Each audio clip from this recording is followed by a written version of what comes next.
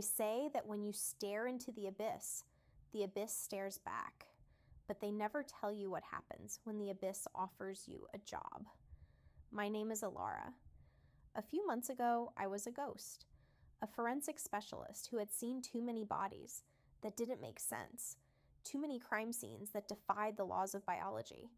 I chose the silence. I chose a cramped one-room apartment in a city that never stops weeping.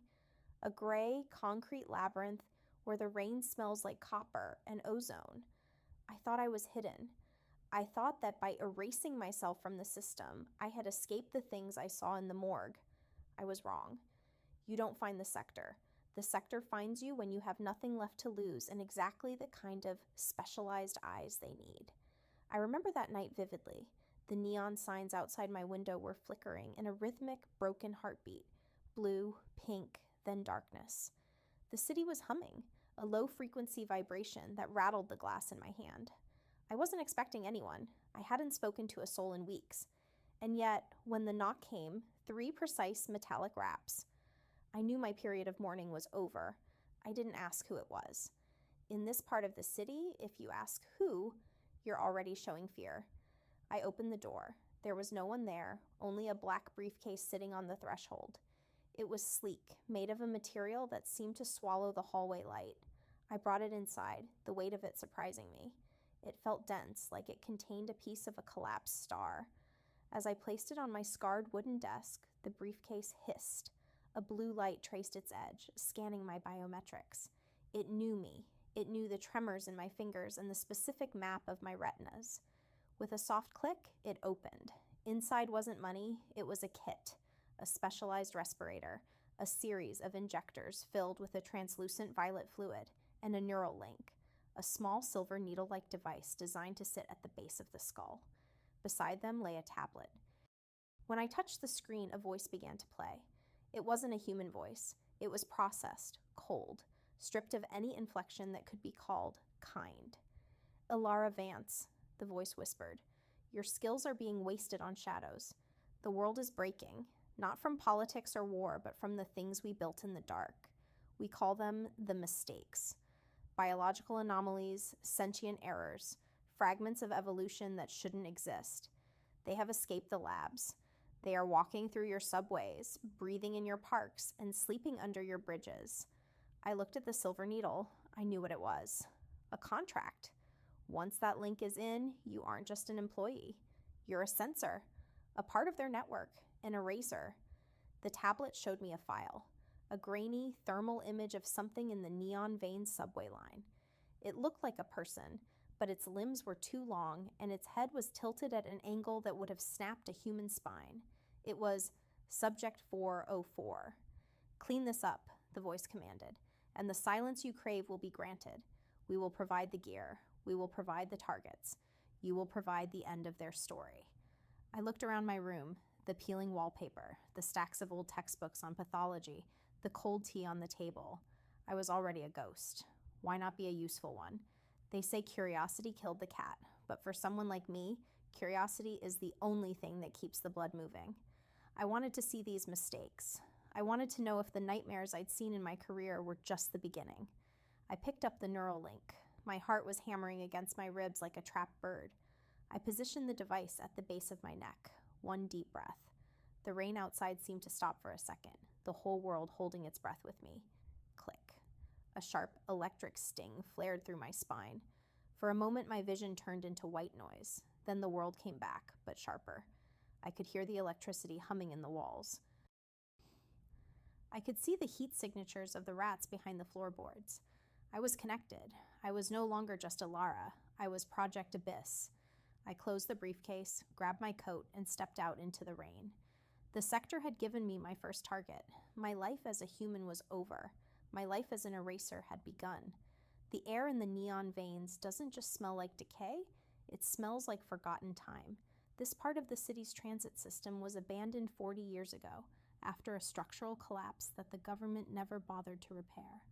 Or so the official record said. Now, as I descend the rusted iron rungs of an access shaft, my neural link whispers a different story. It hums at the base of my skull, translating the silent frequencies of the dark into a digital map projected directly onto my retinas. I am 400 feet below the surface. Up there, the rain is still washing the neon off the streets. Down here, the silence is thick enough to choke on. My boots hit the concrete floor of the main junction with a dull thud that seems to travel for miles. I am looking for subject 404, the mimic shrill. According to the briefing file that flashed in my mind the moment I crossed the perimeter, 404 isn't a predator in the traditional sense. It doesn't hunt with claws or teeth. It hunts with memories. The sector calls it a biological acoustic mirror, an experiment in long-range psychological warfare that grew a mind of its own. It absorbs the sound of a human voice, deconstructs the emotional frequency, and plays it back with such precision that the human brain cannot distinguish the fake from the real. It preys on the one thing we can't switch off, our grief. I activate my tactical flashlight. The beam cuts through the gloom, revealing walls covered in a strange bioluminescent moss that pulses in sync with my own heartbeat. It's a sickly, pale yellow, webbing over old transit maps and shattered vending machines. The air is heavy with spores. I tighten my respirator. The violet fluid in the injectors on my belt, the stabilizer, is the only thing keeping my nervous system from being hijacked by the environment. I walk deeper into the tunnels. The tracks are twisted like scorched snakes. My link starts to glitch. Small bursts of static pop in my ears. Focus, Elara, I tell myself. The static is a sign of proximity. Then I hear it. Elara, is that you? I stop dead. My blood turns to liquid nitrogen. The voice is soft, slightly raspy, with a specific lilt at the end of the sentence. It's a voice I haven't heard in 5 years. It's the voice of my sister, Maya. Maya is dead, I whisper into the dark. I say it out loud to anchor myself to reality. I saw the car. I saw the rain on the windshield. I process the report, but the neural link in my head begins to flare red. It's detecting an external audio source, a perfect match for the vocal prints stored in my personal history file. The sector didn't just give me tools, they stripped my privacy to provide the mimic with ammunition. It's so cold down here, Elara. Why did you leave me in the dark? The voice is coming from the maintenance tunnel to my left. I shift my grip on the containment pulse pistol. My heart is a drum, beating a frantic rhythm against my ribs. I know it's a trap. I know the biology of the shrill. It's a mass of vocal cords and sensory filaments, a living tape recorder with a hunger for neural energy. But my legs move on their own. The emotional core of my brain is screaming, overriding the forensic specialist I worked so hard to become. I enter the side tunnel. The moss here is thicker, hanging from the ceiling like weeping willow branches. It's wet, dripping a translucent slime that smells like old lilies. The beam of my light hits something in the distance, a silhouette. It's small, leaning against a rusted electrical box. It looks like a girl in a summer dress. Elara, look at me. I raise the light. The silhouette turns. It doesn't have a face. Where the eyes and mouth should be, there is only a smooth, vibrating membrane, translucent and stretched tight over a hollow cavity. It has no skin, only a network of exposed nerves that glow with a faint, rhythmic light. The dress is actually a collection of tattered human clothes it has woven into its own flesh to mimic a shape. The creature's membrane begins to ripple. Don't be afraid, it says, using my mother's voice now. Come closer. We can be a family again. The neural link at the base of my skull begins to burn. A warning flashes in my vision. Neural overwrite imminent. Deploy stabilizer. I realize then that the shrill isn't just mimicking sound. It's broadcasting a telepathic field that mimics comfort. It's trying to make me want to stay. It's trying to make me lower my guard so it can wrap its filaments around my spine and feed on the electrical impulses of my memories. I reach for the violet injector. My hands are shaking. The creature takes a step forward. Its movements are jerky, like a marionette with tangled strings. It lets out a sound that isn't a voice, a high-pitched ultrasonic screech that shatters the glass of my flashlight. Darkness, absolute and suffocating. I can hear it scuttling toward me on the ceiling. Clack, clack, clack. The sound of chitinous legs on rusted iron. You were always the smart one, Elara, it whispers, now using my own voice. It's mocking me with my own cynicism. But even the smart ones want to be loved. I jam the injector into my thigh. The violet fluid hits my bloodstream like a lightning bolt. The fog in my mind clears instantly. The Maya I was seeing, the warmth I was feeling, it all vanishes, replaced by the cold, hard reality of the hunt. I switch on my backup infrared goggles. The world turns into a landscape of heat and shadows. Subject 404 is perched directly above me, its long, spindly limbs coiled like springs. It's preparing to drop. Error detected, I mutter, my voice sounding strange through the respirator. Subject 404. Status, non-viable. I roll to the side just as the creature slams into the concrete where I was standing a second ago. I don't give it a chance to broadcast again. I fire the pulse pistol. A bolt of blue energy hits the creature's central membrane. It doesn't scream. It releases a chaotic burst of every voice it has ever stolen. 100 people screaming, laughing, and crying at once. The sound is a physical wall of pressure that knocks me back. I fire again and again. The shrill begins to dissolve, its unstable molecular structure breaking down under the electrical interference of the pulse pistol. The voices become a low, distorted static, then a whisper, and finally, silence. The bioluminescent moss begins to dim. The neon veins return to their natural state of cold, dead concrete. I stand over the remains of Subject 404. It's nothing more than a pile of gray ash and a few scraps of old cloth now. My neural link pings. A green check mark appears in my vision. Mission complete. Data harvested. Proceed to next coordinate. Data harvested. That's all this was to the sector, a field test. They wanted to see if their eraser could kill a memory. They wanted to see if I was strong enough to pull the trigger on my own sister's voice. I lean against the cold tunnel wall, gasping for air. My shoulder hurts where I hit the ground, and my head is spinning from the stabilizer. I killed it. I did my job. But as I walk back toward the access shaft, I realize something terrifying. I can still hear the voice, not from the tunnel, not from the creature. It's inside the neural link. The sector didn't just record the fight, they saved the vocal prints. They have Maya now. They have my past, stored on a server in the black box, ready to be used against me whenever they need to calibrate my performance. I am 400 feet below the surface, but I have never felt more exposed. I am an eraser, but the one thing I can't erase is the feeling that I am being hollowed out, bit by bit, to make room for the machine. I reach the ladder and begin the long climb back to the rain. The neon veins are silent once more, but the echo of the shrill is already etched into my brain. Chapter 2 is over, but the abyss is just getting started. The transition from the cold, oily darkness of the subways to the luminous haze of the glass lung is a violent assault on the senses. I stand before the massive Victorian structure, its iron skeleton twisted like the rib cage of a fallen titan. It used to be a botanical sanctuary, a place where the elite of the old world came to breathe filtered air and admire rare orchids. Now it is a pressurized tomb for Subject 712, the Thistle Man. As I step through the shattered revolving doors, the air changes. It's thick, humid, and carries a cloying sweetness that reminds me of rotting peaches and expensive perfume. My respirator chimes, a low, rhythmic warning. The spore count here is off the charts. If I took this mask off, my lungs would be colonized by fungal filaments in less than 3 minutes. My tactical light sweeps across the interior, and for a moment, I forget to breathe.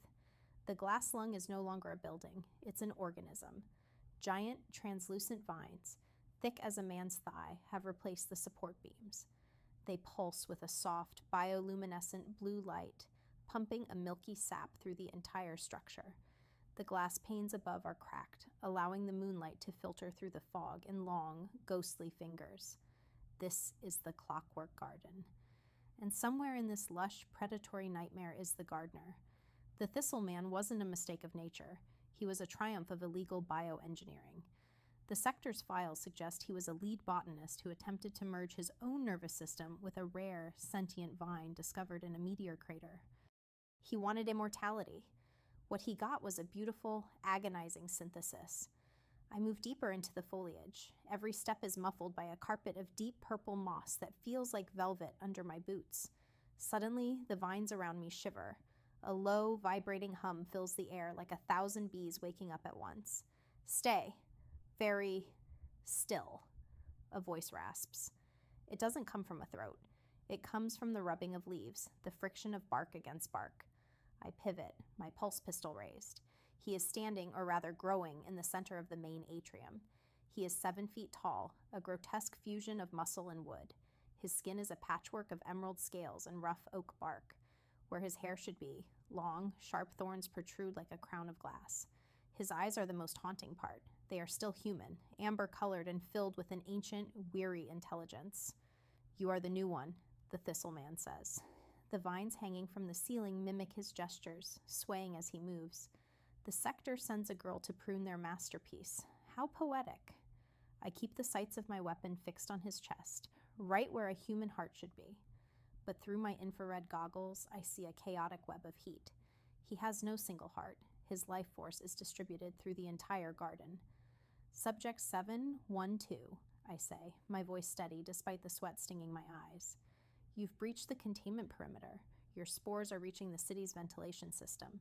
I have orders to neutralize the threat." The creature laughs, a sound like dry branches snapping in a winter wind. "Threat? I am the only thing in the city that is truly alive, Elara. Look around you. I have created a world that doesn't need their concrete, their neon, or their lies. I am the lung. I am the future they are too afraid to grow." My neural link flares. A new prompt appears in my HUD. Secondary objective: extract tissue sample from central node. Lethal force authorized. The sector doesn't just want him dead. They want his blueprints. They want to know how he achieved the synthesis so they can weaponize it. They want a clockwork garden that they can control, a biological weapon that can reclaim cities on command. They don't want to stop the spores, do they? The thistle man asks, his amber eyes narrowing. They want to own them. They want to put my soul in a vial and sell it to the highest bidder. I hesitate. My finger is on the trigger, but for the first time, the mistake feels more human than the organization that sent me here. He is a monster, yes. He has turned this greenhouse into a death trap for anyone who wanders in. But he is also a prisoner of his own creation. "If I don't kill you," I whisper, "they'll just send someone else. Someone who won't talk. Someone who will burn this entire place to the ground without a second thought." "Then let it burn," he replies, his voice dropping to a low, mournful resonance. "But do not let them take the seeds. Do not let them turn beauty into a cage." Suddenly, the floor beneath me erupts.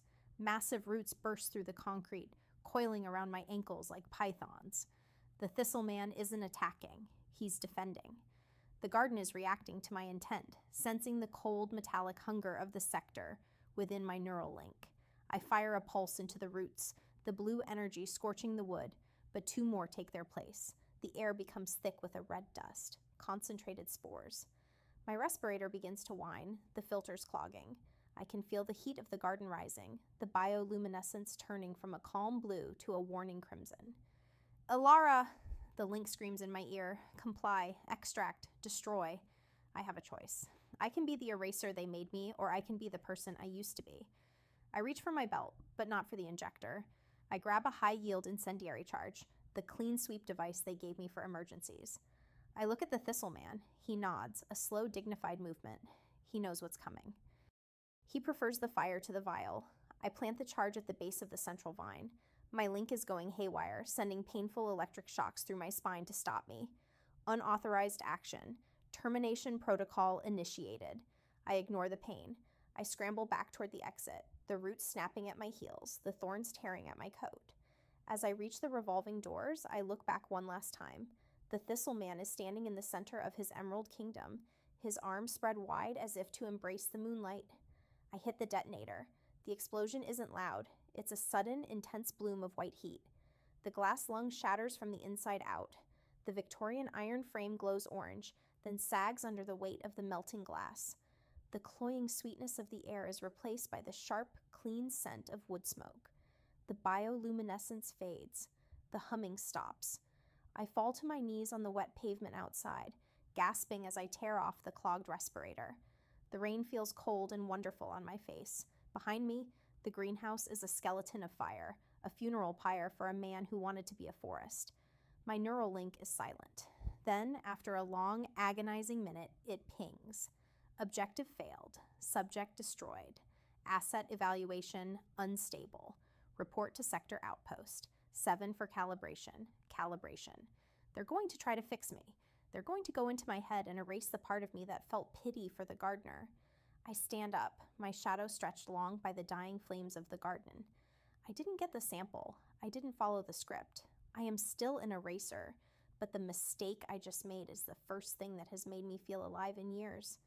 Chapter 3 is a pile of ash, and now I'm the one being hunted. The air outside St. Jude's Void is thick with an unnatural frost. It's an abandoned hospital, but it's not truly empty. It's an empty shell that has found a new terrifying ghost. My Neuralink is still broadcasting painful static, but it managed to relay the new directive before glitches completely drowned out the voice of the sector. Neutralize unstable asset. Subject 909, the surgeon. I stand at the entrance of the main lobby.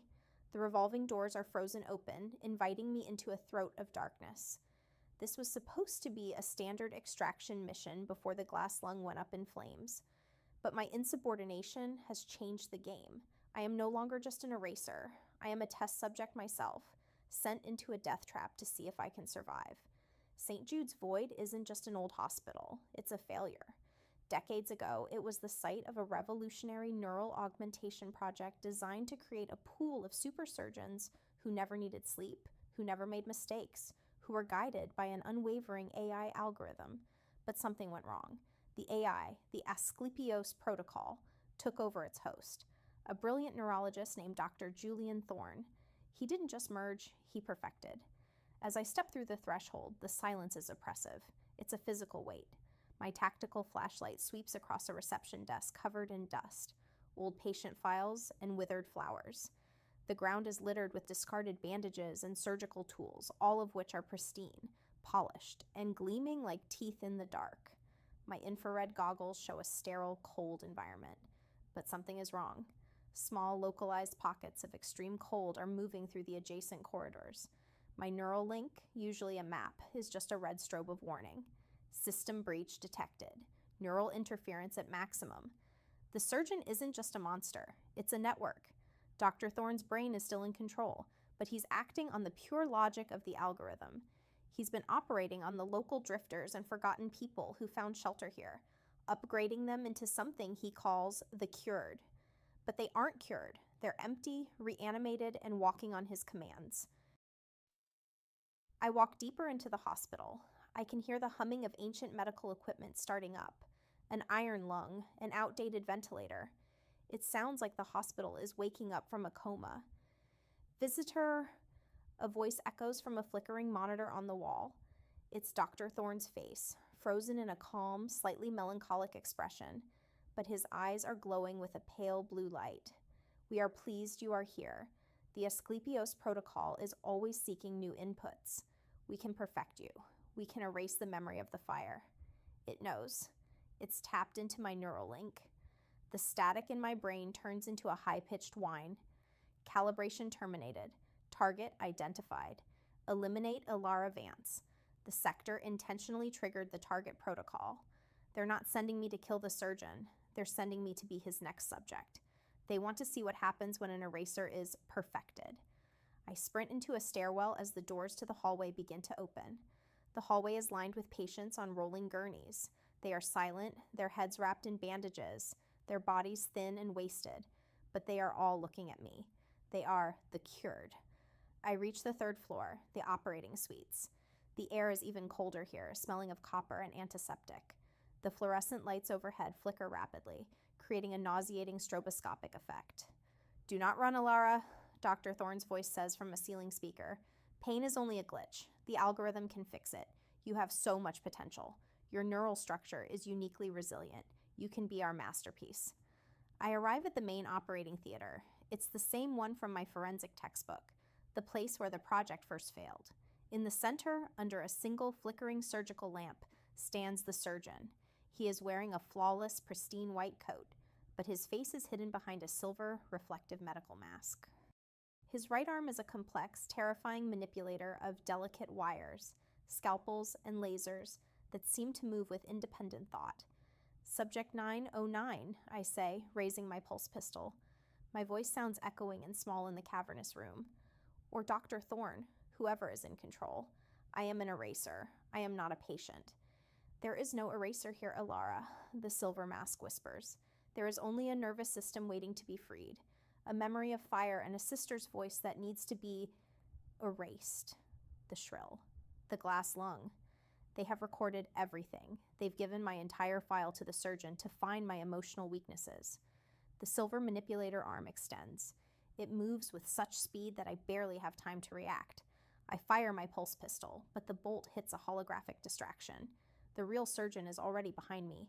I feel a cold sting at the base of my neck.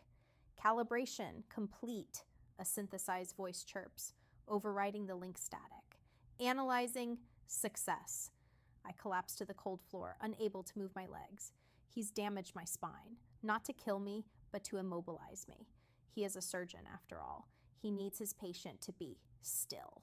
As he looms over me, a final green checkmark flashes in my dying vision field. Data harvested. Asset evaluation. Viable. Termination protocol initiated. But the termination protocol isn't for me. It's for him. The lights in the silent hospital begin to flash red. The monitor with Dr. Thorne's face is replaced by a stylized sector logo. Subject 909, the cold sector voice echoes from the speaker system. Asclepios protocol. Your field test has been conclusive. The neural structure of the eraser is viable for assimilation. You are being retired. Thank you for your service. Suddenly, the surgical tools in the surgeon's room begin to vibrate. The sophisticated manipulated arm starts to glitch, turning its lasers upon its own silver mask. The algorithm has been updated. The sector didn't just send me as a subject, they sent my neural link as a malware package. Once he accessed me, he accessed their main server, and they triggered his self-destruct. Dr. Thorne screams, a human sound of betrayal, as his perfected body is torn apart by the machines he thought he controlled. I lie on the cold, sterile floor, paralyzed but alive, as the silent hospital begins to go truly silent again. The static in my brain is gone. My link has been wiped clean. I am no longer an eraser. I am no longer connected. I am just Elara, lying in the dark next to the ashes of a perfect surgeon. The paralysis was temporary, a cruel mercy from the surgeon's failing systems. As his mechanical heart stuttered and died, the neural block he placed on my spine flickered out. I didn't wait for the sector's retrieval team. I crawled through the ventilation shafts of St. Jude's, my fingers bleeding, my breath coming in ragged gasps, until I reached the surface. But I didn't run into the night. I didn't hide.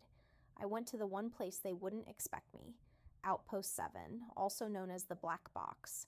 If I was going to be hunted, I wanted to know exactly what kind of monster I had become.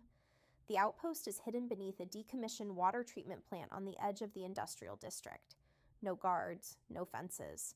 The sector doesn't need them. The security here is purely digital, a lethal web of logic gates and biometric traps. But I still have the neural link. Even though it's wiped, the hardware is still fused to my brain. I am the key to their front door. As I descend into the sublevels, the aesthetic shifts. Gone is the organic rot of the garden and the sterile dust of the hospital. The black box is a temple of obsidian glass and humming silicon. The walls are lined with server towers that glow with a rhythmic, cold violet light. The air is freezing, kept at sub-zero temperatures to prevent the massive processors from melting. My boots click on the polished floor. The sound echoes in the vast, empty hall. I reach the central terminal, the heart of the abyss. Identity confirmed. A voice smooth as silk purrs from the ceiling. It's the same voice from the tablet in my apartment, but here it sounds omnipresent. Welcome home, Elara. We knew the surgeon couldn't hold you. You are our most resilient iteration. Iteration. The word hits me harder than any pulse bolt. I begin to bypass the security layers, my fingers flying over the holographic interface. I don't look for mission files. I look for me. I find a folder labeled Project Abyss, Eraser Replica Series. I open it, and my world shatters. The screen fills with thousands of faces. Men, women, forensic specialists, soldiers, drifters. But as I scroll, the faces begin to change. They begin to look like Maya. They begin to look like Dr. Thorne. And then I see a row of portraits that are identical. They are all me. The sector doesn't hire people, Elara, the voice explains almost gently. People are flawed. They have families. They have grief. They have sisters who died in car accidents 5 years ago. We don't hire specialists. We grow them. I stare at the data. Maya didn't exist. The car accident was a memory script, a narrative anchor designed to give me the exact blend of trauma and clinical detachment needed for the job. The shrill didn't steal my sister's voice. It was playing back a file that the sector had programmed into my brain before I ever woke up in that apartment. You aren't a ghost, Elara, the voice continues. You are a masterpiece of biosynthetic engineering. Every time an eraser fails, like the one who burned the garden, we harvest the data, refine the personality, and reboot the next version. You are iteration 14. I look at the floor. I see the faint scuff marks from previous boots. How many times had I stood here? How many times had I discovered this truth only to have my memory wiped and my recruitment reenacted in that rainy apartment? I navigate deeper into the server. I find the discarded files. These are the mistakes I was sent to kill. Subject 404, Subject 712, Subject 909. They weren't random anomalies. They were previous erasers. The mimic shrill was an iteration that became obsessed with the vocal files. The thistle man was an iteration that tried to hide in biology. The surgeon was an iteration that tried to fix his own programming. I wasn't hunting monsters. I was performing late-stage maintenance on my own failed predecessors. You were doing so well, 14, the voice sighs. Until the garden. Pity is a difficult bug to squash. But don't worry. We have already prepared iteration 15. She is much more efficient. She doesn't hesitate. A red alert begins to pulse through the room. Termination pending. On the far side of the server room, a containment pod begins to hiss. A cloud of cryovapor vents into the air. Through the glass, I see a face. My face. But the eyes are already open, and they are as cold and empty as the servers around us. She is iteration 15, and she has been programmed with one single goal: to erase the mistake that is standing at the terminal. My neural link starts to burn, really burn this time. They are trying to initiate a remote shutdown of my visual cortex. They want me blind for the execution. I am not a script, I snarl, slamming my fist into the terminal. I don't try to fight iteration 15. I know I can't win a physical fight against a fresher, faster version of myself. Instead, I do the one thing a forensic specialist does best. I find the flaw in the evidence. The black box is a closed loop. It relies on the neural links to maintain the reality of the erasers. If the loop breaks, the whole system collapses. I reach into my kit and pull out the last violet injector, the stabilizer. But I don't inject myself. I jam it into the central processing core of the terminal. The fluid, designed to stabilize human nerves, acts as a corrosive agent on the delicate liquid coolant of the server. The violet liquid spreads through the holographic displays. The voice of the sector begins to distort, dropping into a deep, demonic growl. The lights flicker between violet and a chaotic, screaming red. Unauthorized, corruption, Elara, you are a mistake. Iteration 15 stumbles out of her pod, her movements jerky and uncoordinated. The feedback from the corrupted server is flowing directly into her neural link. She clutches her head, screaming with a voice that is exactly like mine. I don't wait to see her die. I grab a hard drive from the emergency extraction port, a drive containing the raw assets, the true history of the sector, and the hundreds of iterations they've slaughtered. I turn and run toward the elevator. Behind me, the black box is beginning to melt. The obsidian glass is cracking. The servers are exploding in showers of white-hot sparks. The betrayal is complete. They gave me a life made of lies, so I gave them a death made of fire. I reach the surface as the water treatment plant begins to groan, the foundations collapsing into the void I left below. The rain is still falling, but for the first time, it doesn't smell like copper. It just smells like water. I am a mistake. I am iteration 14, and I am the only one left. The explosion at Outpost 7 was a dull, subterranean thump that barely disturbed the city's indifferent skyline. To the world, it was a gas leak, a structural failure in an aging plant. To me, it was the sound of my umbilical cord finally snapping. I am driving north, leaving the neon-soaked arteries of the city behind. The car is a stolen piece of junk, a mechanical ghost that doesn't have a single computer chip advanced enough for the sector to track. My head is throbbing with a rhythmic, white-hot pain. The neural link, the silver parasite at the base of my skull, is dead, short-circuited by the surge I triggered in the black box. But the physical scar remains, a constant reminder that I am a built thing. I reach the stone teeth, a jagged mountain range that acts as a natural wall between the industrial wasteland and the old, wild world. I pull over at a jagged cliffside, just as the first gray light of dawn begins to bleed through the clouds. I step out of the car. The air here is thin and sharp. It doesn't smell like ozone or antiseptic. It smells like pine needles and wet earth. For the first time in 14 iterations, I am breathing air that hasn't been filtered through a sector-approved life support system. I look down at my hands. They are steady. Iteration 15 is a pile of ash in a collapsed basement. Iteration 14. She is something else entirely. I am a mistake that survived the eraser. I pull the stolen hard drive from my coat pocket.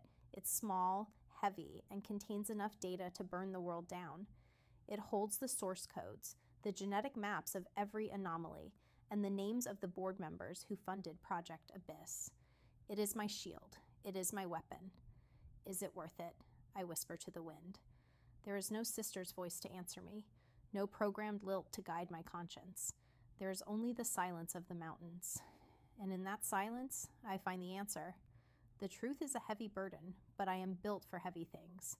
I was designed to process trauma, to categorize death, to hunt the impossible. I will use those specialized eyes one last time, not to clean up their mistakes, but to expose the architects of this nightmare. I walk to the very edge of the cliff. Below me, the valley is filled with a sea of rolling white mist. Far in the distance, I can see the faint, sickly glow of the city I left behind. It looks like a dying ember in a cold hearth. The sector will come for me. They will build iteration 16, then 17, then 100. They will try to refine the pity bug until they have the perfect, unfeeling assassin. But I have the map. I know how they think because I am how they think. I take the neural link, the physical device I tore from my neck, and hold it over the abyss. It's just a piece of silver and silicon now. A dead key to a burnt-out door. I let it drop. I don't watch it fall. I am not Elara Vance, the forensic specialist. I am not Subject 14, the eraser. I am a glitch in their perfection. I am the anomaly that they couldn't contain. I get back into the car and turn the key. The engine groans, then roars to life. I have no destination, only a direction, away. Away from the scripts, away from the simulated memories, away from the abyss. My name is, actually, it doesn't matter what my name is. What matters is that for the first time in my life, I don't know what happens in the next chapter. And for a mistake like me, that is the greatest escape of all.